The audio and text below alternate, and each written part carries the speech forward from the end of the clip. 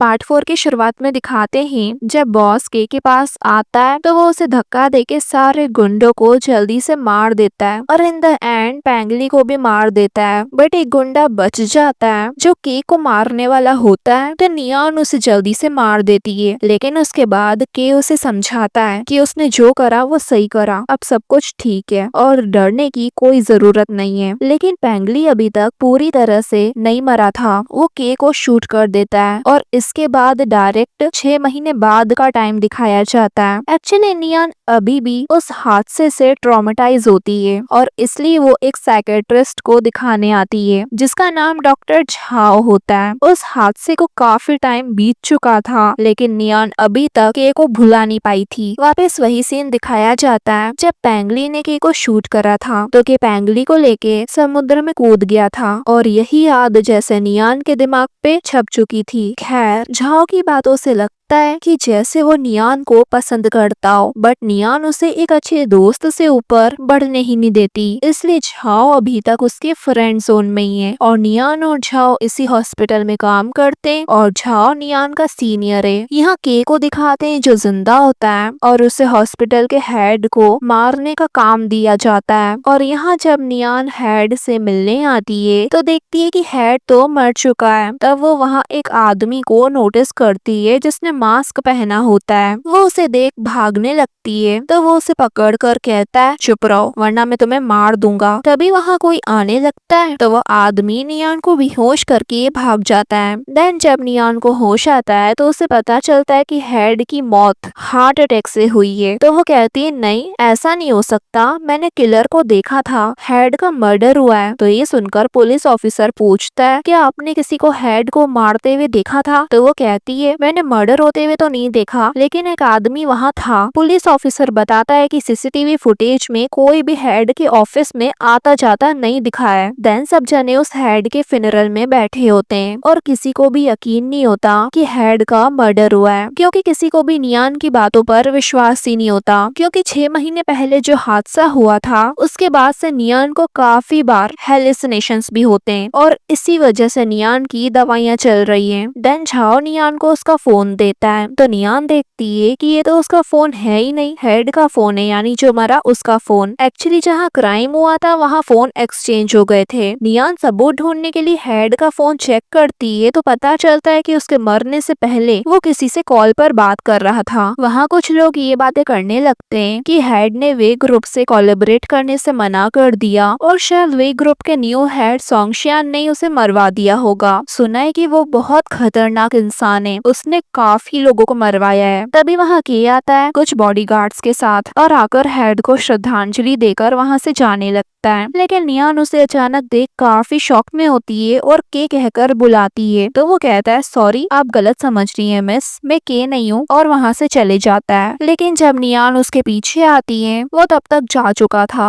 Then वो घर आकर उसके बारे में इंटरनेट पर सर्च करती है तो पता चलता है कि वो वे ग्रुप का न्यू चेयरमैन सोंगशियान है। लेकिन नियॉन को यकीन नहीं होता तो वो उससे मिलने के लिए उसके ऑफिस चले आती है लेकिन वो उसे वहाँ नहीं मिलता तो वो उसका पता लगाते लगाते एक पार्टी में आ जाती है और उससे कहती है मुझे आपसे बात करनी है। तो वो कहता है जब मैं तुम्हें जानता ही नहीं हूँ तो मैं तुमसे क्यों मिलूं? तो वो कहती है हॉस्पिटल के हेड ने मरने से पहले आपसे बात की थी। तो वो पूछता है क्या तुम मुझ पे शक कर रही हो? तो वो कहती है मुझे बस ये जानना है कि हेड ने आपसे क्या बात करी। इसलिए अब शियान उन लोगों को वहाँ से भेज देता है और नियॉन से कहता है कि वे ग्रुप हॉस्पिटल्स के साथ कोलैबोरेट करते ही रहता है तो बस मेरे से उनके कॉन्ट्रैक्ट की बात हुई थी। देन वो उससे पूछती है कि आप कभी टाई सिटी में गए हैं? तो वो कहता है नहीं। ये कहकर जाने लगता है तो वो उसे रोककर कहती है कि 6 महीने पहले मैं टाई सिटी में थी और कुछ ड्रग डीलर से मिली और उनमें से एक इंसान ऐसा था जो बिल्कुल आपके जैसा दिखता था। उसने मुझे बचाने के लिए अपनी लाइफ भी रिस्क में डाल दी थी। मैं बस ये जानना चाहती हूँ कि आप और वो सेम पर्सन? तो वो कहता है क्या मैं तुम्हें एक ड्रग डीलर दिखता हूँ? तुम्हें पता भी है तुम क्या कह रही हो? तो वो कहती है मेरा ये मतलब नहीं था। तो वो कहता है तो फिर तुम्हारे कहने का क्या मतलब था? तुम्हें पता है तुम जैसे काफी लोग मुझसे क्लोज होने की कोशिश करते हैं, लेकिन ऐसा बहाना बनाने वाली तुम पहली हो। तो वो कहती है मैं बस ये जानना चाहती थी कि क्या वो अभी भी जिंदा है। तो वो पूछता है आखिर तुम्हारा उसके साथ रिलेशनशिप क्या है? तो वो कहती है वो बस मेरा एक अच्छा दोस्त है। तो वो कहता है मिस मैं एक बात क्लियर कर दूं, मुझे फर्क नहीं पड़ता तुम्हारा उसके साथ क्या रिलेशनशिप है, लेकिन मैं केन नहीं हूँ और कभी ताय सिटी नहीं गया और मैंने कभी किसी को नहीं बचाया। ये कहकर वहाँ से चले जाता है। लेकिन नियान भी इतनी आसानी से हार मानने वालों में से तो नहीं थी, इसलिए वो उसके पीछे आकर उससे माफी मांगती है और कहती है प्लीज ये ड्रिंक एक्सेप्ट कर लीजिए, फिर मैं आपको परेशान नहीं करूंगी पक्का। देन ड्रिंक देने के बहाने वो ड्रिंक उसकी शर्ट पर ही ढोल देती है और फिर उसकी शर्ट पोंछने के बहाने ये चेक करती है कि उसके चेस्ट पर वो गोली का निशान है या नहीं जो उसने मारी थी। तो शियान उसे लेके स्विमिंग पूल में कूद जाता है और उससे फ्लर्ट करने लगता है और कहता है तुम दूसरों की जान बचाने से ज्यादा अच्छी तो लड़कों को सिड्यूस करने में हो। तो वो भी उससे फ्लर्ट करते हुए कहती क्यों, क्या तुम्हें अच्छा नहीं लगा? तो वो कहता है ऑफ कोर्स अच्छा लगा, रूम रेडी है। तो वो भी हिम्मत करके कहती है कि मैं पहले अपने पार्टनर को